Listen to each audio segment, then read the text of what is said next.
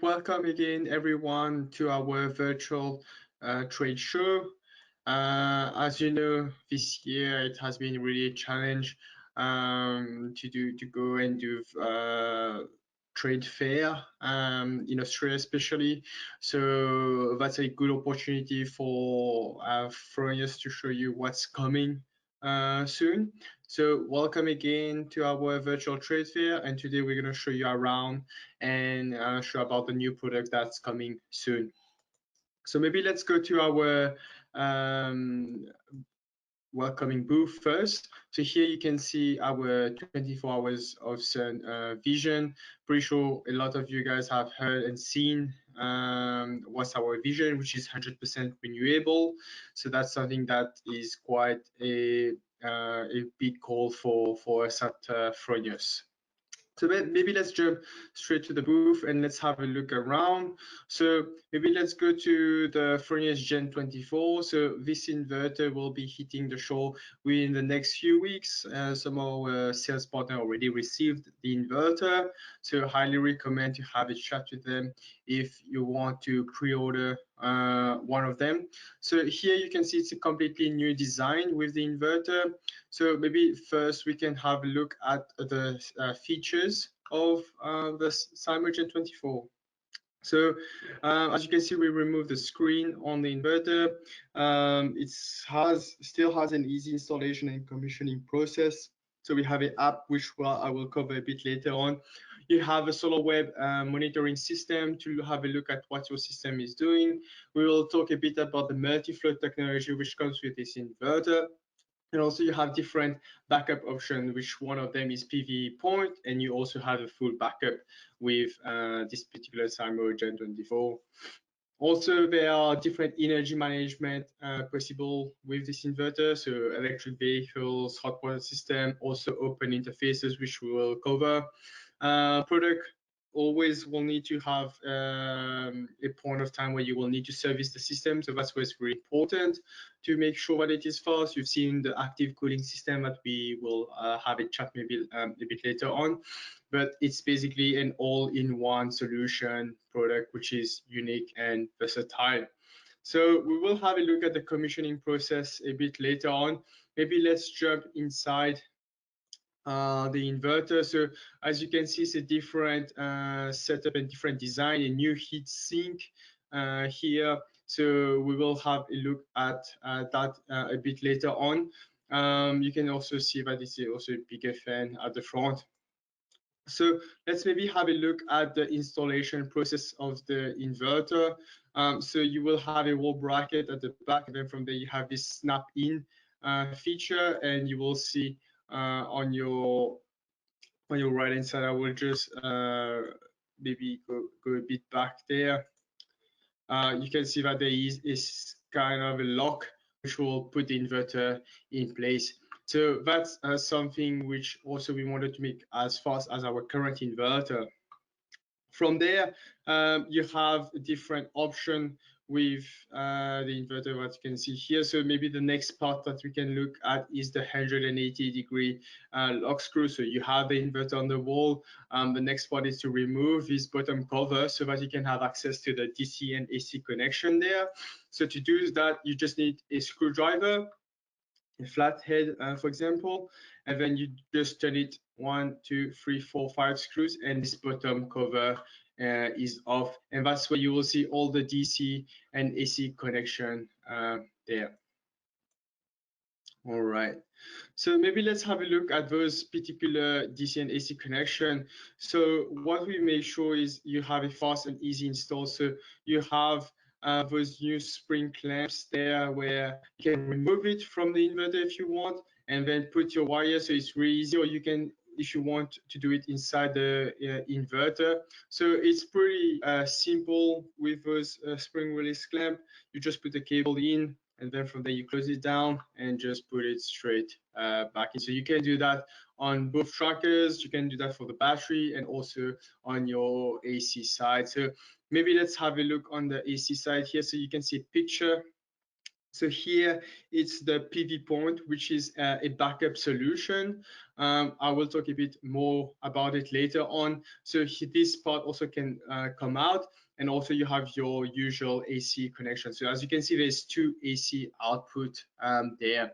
This PV point get powered only in backup situation. It is one of the solution if you want to use it there. All right, so let's then look at the new active cooling technology that we have. So how does it work is the fan at the front sucks the air in and blows it on the side. So with this new heat sink and also combine that with a bigger fan, we cool the inverter more efficiently. So we know here in Australia how important it is in terms of cooling systems. So we know how hot it gets out there.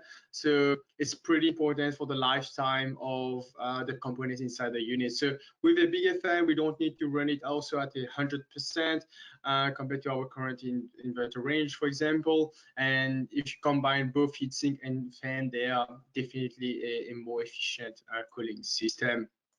So here you are, you see how to install the inverter. Servicing also is an important part. As mentioned before, any inverter will need to be serviced at a point of time, and we wanted to keep that as good as our snap inverter range. So here you can see there's only one board that you need to basically change, which is the one with the heatsink, the power stack. And then from there, you also have a monitoring card, which is the new pilot card. If you want. So basically two boards there. Again, pretty straight forward and simple for the installer. All right, let's maybe get out of this view. Let's look at the commissioning process of the inverter. From there, we got a lot of feedback from installers. They wanted the commissioning process to be done fast and more efficiently. So here you can see we put the final piece on the inverter, which is the front cover, 180 degree screw, and then we turn the inverter on, then just activate the Wi-Fi access point. So just press this button once, and you will see that the blue light will start to flash, and then from there you open the new commissioning app and you can start the installation. So you just need to log in using your account, and then you can start to choose your product, which is a Gen 24 here. The first step will be to go through the network. So you need to log in using the username customer, create your password, you save it, and then enter the system information. So the name, the time zone, and just agreeing with the terms and conditions. As soon as you're done here, the next step is selecting the customer network, so Wi-Fi in this case, and then enter the password.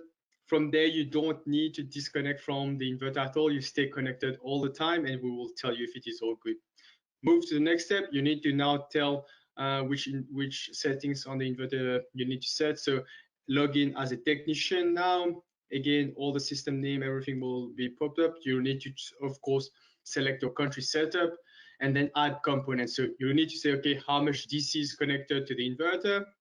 If you're using both trackers, for example, do you have a meter installed? So select the right meter, which position it is. Again, quite straightforward. And then you will need to have, if you have backup option or load management, you can select that, and also export invitation. So from there, all job done. You just need to put the system online. So just connect to the internet and then create your system there with all the information and just finish. So as you can see, a lot of feedback was taken from installers, making really simple and fast for installers. All right. So maybe the last part is some open interfaces. So for Fronius to achieve this 24 hours of sun, it's really important that we are able to talk to different devices there. So that's why with open interfaces, we want to make sure that we can talk to different devices to fast track, let's say, this vision. So we have digital input and output there, Modbus communication that we can do to different appliances, SunSpec Alliance, LAN, WLAN, and also API. So we also have that with our snap inverters. Definitely it's something that we had to continue with our Gen 24. All right, maybe before we go ahead, let's see if we have any question from you guys about the Gen 24. So we will cover a bit of the backup next. Any questions? All right, doesn't look like there's any questions. Okay, let's maybe go to the next part. All right, so maybe let's have a look at some of the backup solution that we have with the Simo Gen 24.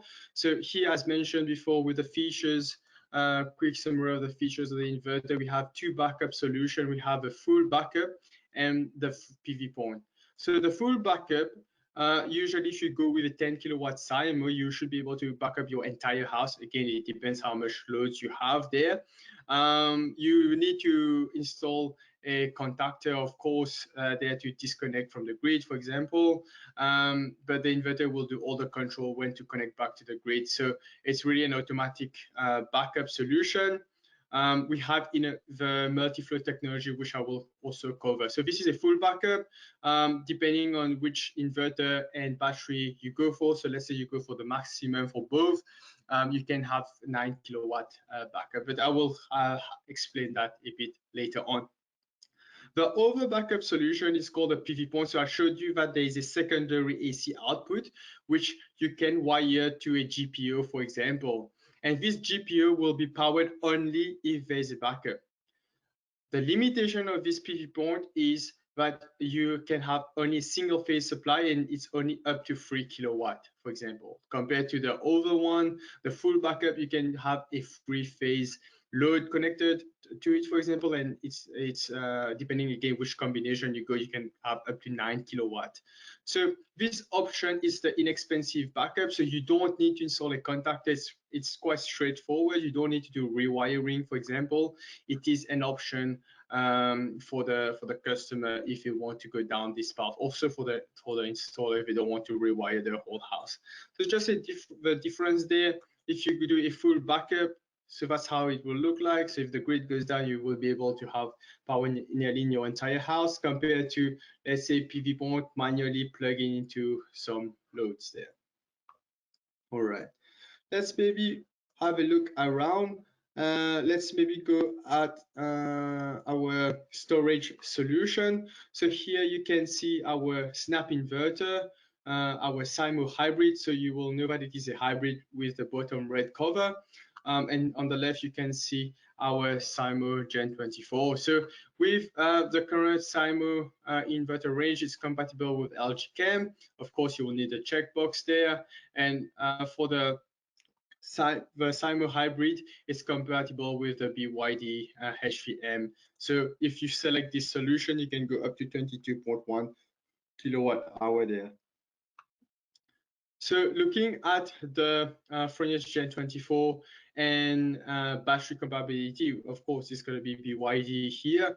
So with this combination with BYD, the Fronius storage solution using the Gen 24 actually did win the competition in Berlin in 2020, where the Simo Gen 24 came up on top, 94% system efficiency. So it's pretty high, and this was able to be achieved with the high storage capability of the battery box, but also the high input current on the battery side. So if you combine that together, this was basically the best combination. So with the Gen 24, it is compatible with the HVS and HVM, but you will need to have a look at the sizes, of course. So with the Gen 24 and BYD, there are, as mentioned before, multiple backup options. Of course, you have a high level system efficiency, which I will explain a bit later on. But you also have a high charging and discharging power with the inverter. So with this, let's say you go with 10 kilowatt Simo Gen 24, and you go with a 22.1 kilowatt hour battery, then you can basically charge up to 9 kilowatts straight to the battery with a 10 kilowatt inverter. So this is quite impressive, I would say. And you can expand the battery also if you want. So I will talk a bit about that later on. But just to give you a rough idea of what is possible with the Simo Gen 24, so let's say you have a 10 kilowatt inverter, you can oversize that by 150. So you can put 15 kilowatt on a 10 kilowatt inverter. And what you can also do is you can harvest all those 15. What I mean by that is you can convert, let's say, 10 kilowatt directly to the AC and still harvest the 5 kilowatt from the PV to the battery. And how do we do this? Is by using our multi-flow technology. Maybe before we go, there is a question in line there. So Anderson asked, what are the most people doing in terms of backup output? Are they installing a GPU next to the inverter? So usually, because we have few inverters in the country, so looking at the options, one installer has done this GPU solution, and what they do is basically they run an AC cable to the house, let's say to inside of the house, because the inverter was outside, and then from there they connect a GPU to that. Of course, you will need to have your RCD installed for the for this PV point. As per the regulation here in Australia, you need to have that. And yeah, so basically you run the AC cable wherever you want to have this GPU, because this particular GPU you will need to manually plug something in there. So that's something to take into consideration. For example, with the multi-flow technology, we can have simultaneous energy flows. And for example, as mentioned, you have 15 kilowatt here. You can send, let's say, 5 kilowatt to the battery. At the same time, send 10 kilowatt to the load, even if this inverter is rated at 10 kilowatt. Also, you can basically charge the battery from the PV here to the battery, or also at the same time from an external source like the grid, or even, let's say, another inverter there. And of course, you can discharge from the battery and take power from the panel at the same time, send to your to the grid. And of course, in this case, it's maximum 10 kilowatt there, both of them together. So it is a feature which is pretty important so that you can achieve this high efficiency. And of course, you can monitor your system online using SolarWeb. So here you can see a screenshot of the performance of a system. Also with self-sufficiency, it means basically how independent you are from the grid. We have a battery simulator which tells you, okay, how independent you are from the grid, but also helping you size batteries if you don't have one. The one important thing is that you need to have a smart meter, and then from there, you can do some simulation. So just an example, if you have a Simo hybrid inverter and you have a smart meter, you can already run some simulation online if you have the data there. So this is pretty also interesting if you want to add battery. So this will help you to size the battery. So let's look at battery options next. Here you can see that it's the commercial storage, but looking at residential system, we can see that it is growing and growing in terms of size. So in terms of storage, also customers are asking for more. So with the BYD HVM, you will be able to parallel 3 of them together and then connect it to one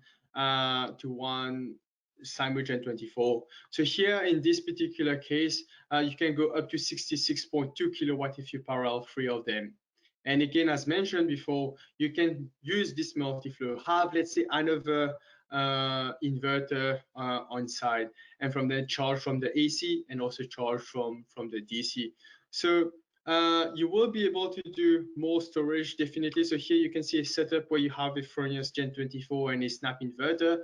And again, you can use basically this inverter to charge here if you want. Also with third-party interfaces that I mentioned before, you can do fleet management. So with open interfaces, you can have a lot of intelligent, let's say, software talking to each other, where you can manage, for example, let's say commercial sector where they are charging electric vehicles.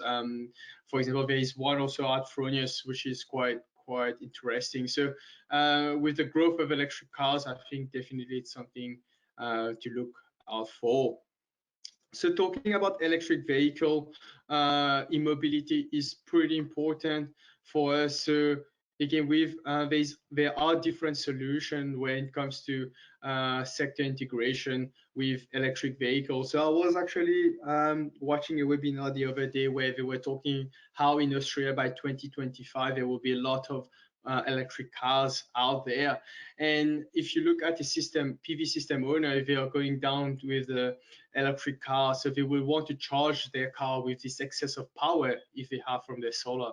And that's where with our inverter is pretty simple. You can use like the digital input and output signal, for example, with car chargers, but there's also third-party interfaces where you can integrate, let's say, to a more higher level. So we wanted to make sure that it's a perfect combination with what's happening in the market too, with EVs, for example. So that's pretty good here with, let's say, the commercial storage. So the next part that I will go to is the rural section. Let's have a look at the microgrid. So here you can see one of our snap inverter and also Victrons there. So microgrid, usually off-grid system, is something which is quite interesting for us. So for all the customers out there who wants to be independent from the grid, they don't want to be connected at all, that's also a good solution. So there is Victron, but here in Australia, you also have Selectronics as an option. So how does it work? You have the Fronius inverter, which harvests the power from the PV, of course, convert that to AC, and then you have a Victron inverter there to charge the battery, and that's what we call AC couple. From there, the Victron can manage off-grid, can manage generator. It's pretty smart system. So if you have batteries there, also you can charge the battery. So it's a pretty good solution. And our inverter can talk to Victron devices, definitely. So if you have microgrid or if you have, let's say, off-grid system, this is a perfect solution. And we have a reference done here, which is pretty interesting. So it's a system in Mali.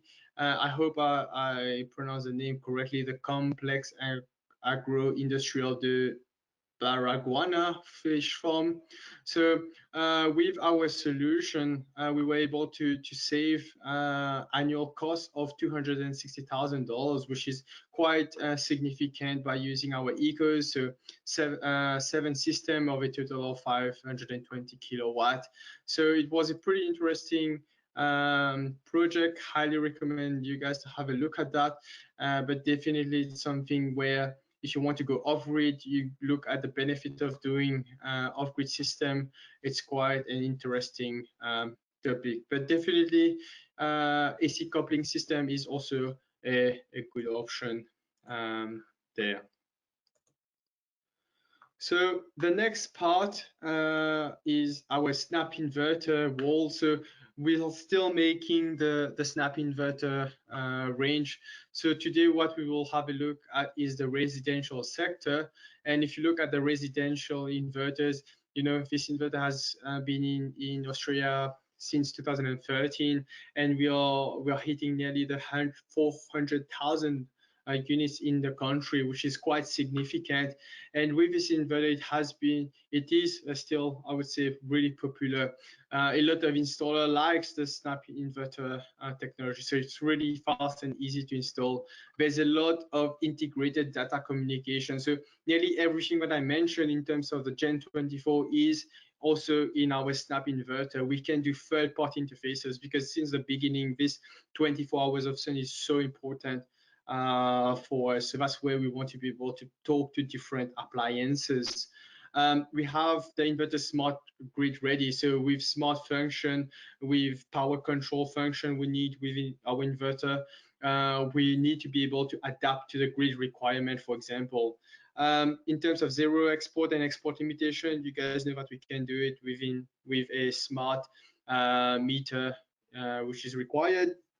We also have a super flex design with multiple 2 MPPT to help us in a wide voltage range to basically face some of the challenges with some roofs.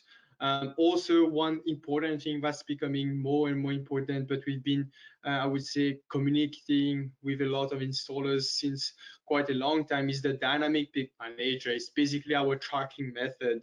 So sometimes when you have shading, you may have two peaks. So let's say 2 points where you produce the most amount of power, and our dynamic peak manager really tracks that down. So we have a video on YouTube which shows you how do we do it, and that's how we can achieve a higher energy harvesting in a way.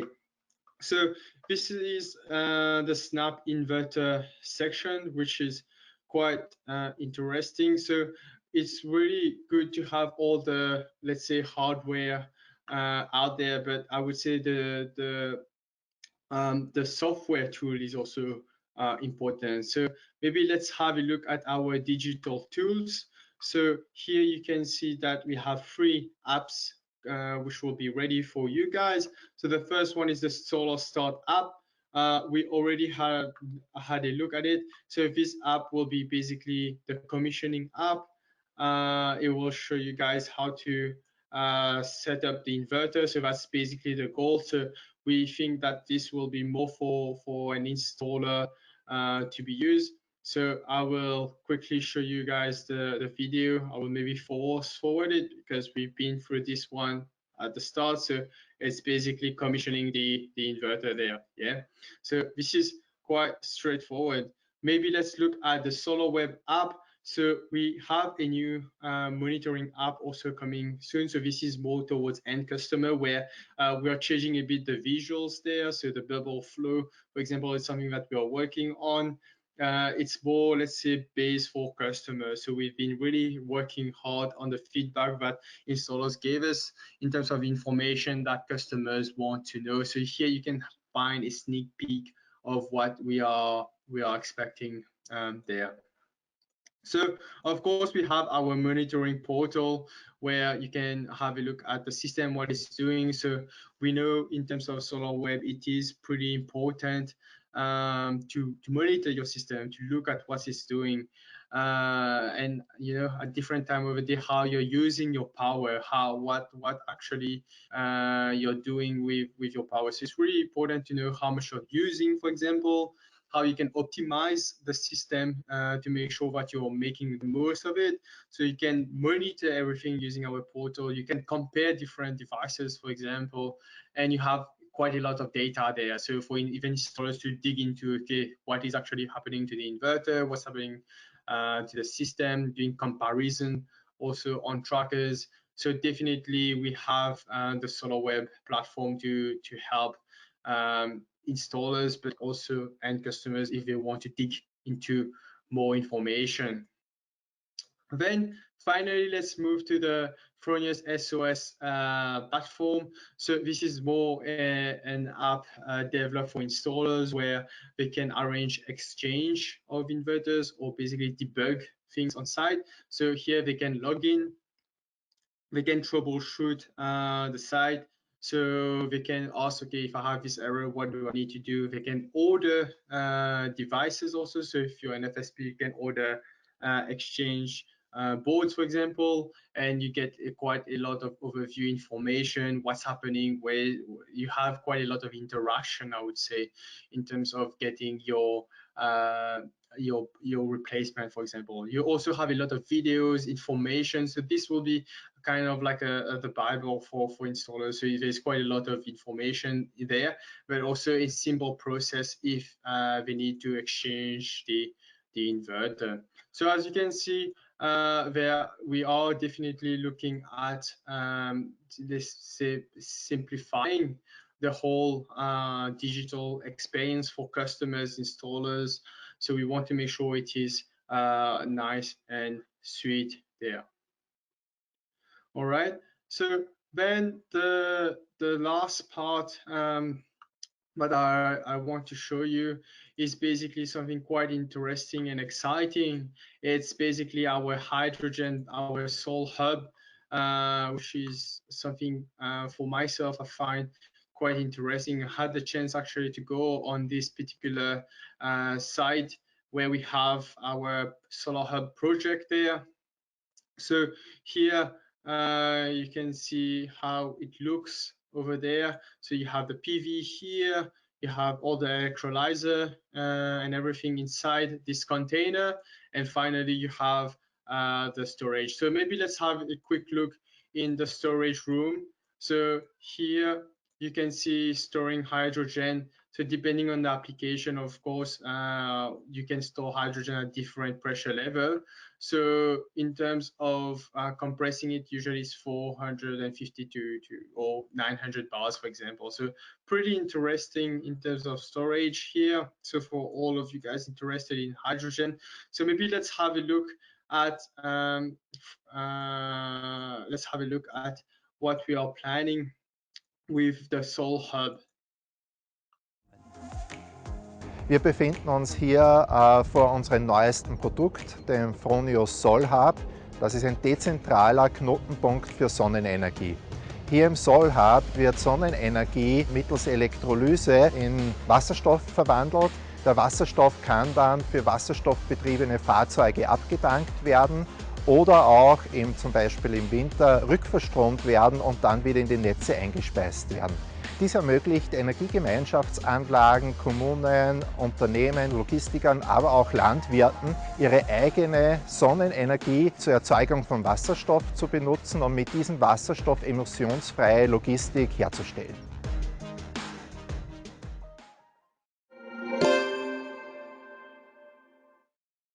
So here you can see how, let's say, general overview of the solution. So maybe what we will do next is actually having a look inside the electrolysis side of things. So maybe before we go in, let's look at a summary of what components are being used here. So of course you have your PV here, which is connected to your inverter, and then your inverter produces electricity, of course. And then that's where inside this container you have an electrolyzer, which basically separate hydrogen and oxygen from, let's say, hydrogen from water, and then from there you can store that if you want. Also, we have a fuel cell, and this fuel cell is basically used if you want to convert the hydrogen back to electricity, for example. Of course, with those two processes, with the electrolyzer and the fuel cells, there is some energy lost through heat, and that's what we are actually trying to harvest. And of course, you can use hydrogen as e-mobility, for example. So what would be really good, I would say, is to look at a video of how it is produced. So here in the process, you can see that you have renewable electricity coming from your solar system. Then you have your electrolyzer, which splits hydrogen from the water. And then from there, this hydrogen is being sent to the compressor to then be stored in those chambers that we've seen before. And after that, when let's say the compressed hydrogen is stored, if you want to use it, let's say as electricity, it is possible to do so. So you do the reconversion in the fuel cell. Of course, you have heat losses that we can use also as other solutions. So the waste heat is generated from heat. So one solution is to try to let's say harvest this heat there. So as you can see, it's pretty interesting of what's happening in terms of new projects at Fronius. Definitely, we also have different system application when it comes to hydrogen. So you have hydrogen forklifts, for example, hydrogen cars. You have also like small golf cart in a way here. That's a way for us to use what we have installed, this project, for example, on our side. And definitely it does help on the long term. And it's also a way to create green hydrogen by using your solar system. So it's something that Fronius is working very hard towards. And I hope we can see that someday here in Australia, looking at where the hydrogen market is going here. So definitely creating hydrogen using green power is part of our 24 hours of sun. All right, so maybe the last part of the whole trade fair is becoming a Fronius solution partner. So if you guys are interested, you can head to our website, and there's a section for the Fronius solution partner that you can apply. Yeah, it's just an application that you need to push through, but it's pretty interesting. So being a Fronius solution partner gives you a lot of advantage. So you can so you can change boards, for example. You can have exclusive sales and marketing tools. There are a few networking events also that we do that we value at Fronius. It's basically, as the name says, partner and working closer together. So it's in, I would say, both ways. So if you guys are interested, head to our website. Definitely something quite interesting. So I would say that's pretty much it for it on our side. Thanks again for everyone for coming to our virtual trade show. As you can see, there are a lot of exciting things coming to your way. So definitely, if you have any question, I think it's a good time to have a look at them. Right. So if you guys have a question, just shoot it through the question section. Doesn't look like there is any at this point of time. Can we get access to this portal? Yes, Jeff, you can. There should be a link on our website. So let me copy and paste this link for you, all you guys, so that it simplifies your life. Just give me 1 sec. Just gonna find the link. All right, got it here. Just copy and pasting. All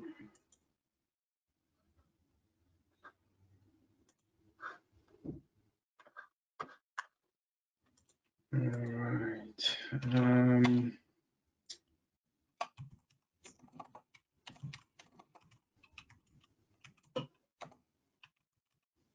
I will maybe follow up on this one. So I will send you the link there, Jeff. Yes, sorry about this. Just that I need to find the official one.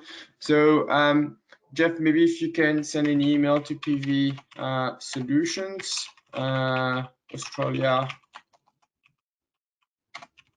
at fronius.com. We can send you the link through that. So or if any one of you guys have any question, you can always send it to this. So it's good to have this email saved. But yeah, so I will follow up on this one, Jeff, for you.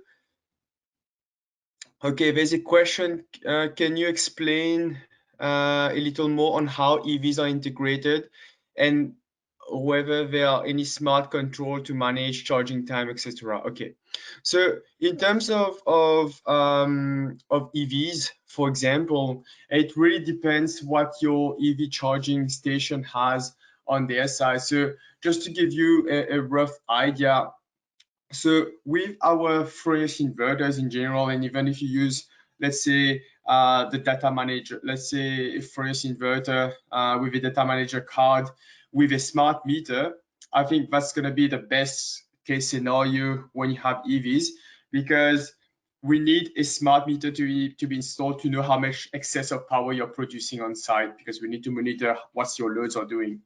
So if you have a Fronius inverter with a data manager card and a Fronius smart meter, the data manager card inside our unit has output signal. So we can send basically a digital 12-volt signal to tell different appliances to turn on and off. So for example, we can turn a hot water system on and off. And what we can do is, if your electrical charger has something like that, where they can receive a signal and turn on. So basically, you just need to wire this 12-volt signal from our data manager card. Let's say you have, less smarter option. With your EV charging station, you can maybe use a relay to control this EV charging. So it's pretty simple. this relay costs around $70 to do. So it's basically actioning a switch to turn on and off. This is one way of doing things. The second way of doing things is via Modbus. So we can open protocols, which is free when you want to implement that. So again, it depends on your controller, or let's say your charger there, how let's say how smart it is to talk the same protocol. So some cases, some codings are required, but then from there you can say, okay, charge my car when I have excess of power. In terms of what time, also you can fix that on the data manager card. So you can say, okay, by 12, I want to make sure that this particular let's say charger was on, for example. So you can do that via our IO control, for example. So definitely it's something that can be done. Interested in more info for AC coupling system of Victron. So we have some information on our website, but Victron can give a bit more information. So just to give you a bit of context there, Victron, what they do is they do it via Modbus. They just talk to our inverter. It's a cable that we use to talk to each other. And then from there, it's pretty simple and straightforward. So but I would say if you want more info about Victron, their website should have more information. If you want to talk a bit about the integration, again, it's something more on their side, but we can try to provide you some information there. So if you're interested, Matthew, just send an email to PV Solution, and we will send you the information that we have on Victron. All right.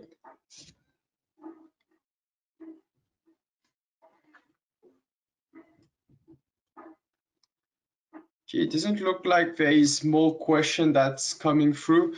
So tomorrow we are running something pretty special. We're running a session for end customers talking about essential parts like new products, but also essential things to take into consideration when it comes to solar system.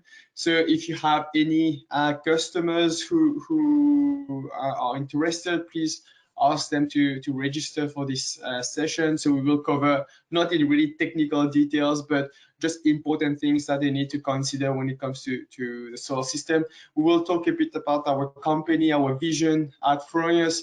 I think this hydrogen solution is also something pretty cool that customers would want to be interested in, because this is the future of solar, I think, of Fronius things. So definitely it's something to look for. Doesn't look like there's any more question coming through, so I think that should be it for today. So if you guys have any question, we have our PV solution queue, but you can send your inquiries. More than happy to help you there. But if not, hopefully we can see you guys soon. But if not, if there's no other question, I think we can. No, there's no other question. So thanks again, everyone, for coming in today. Really appreciate that you guys take some time off your, I'm pretty sure, busy schedule. So thanks again, and I hope to see you all soon.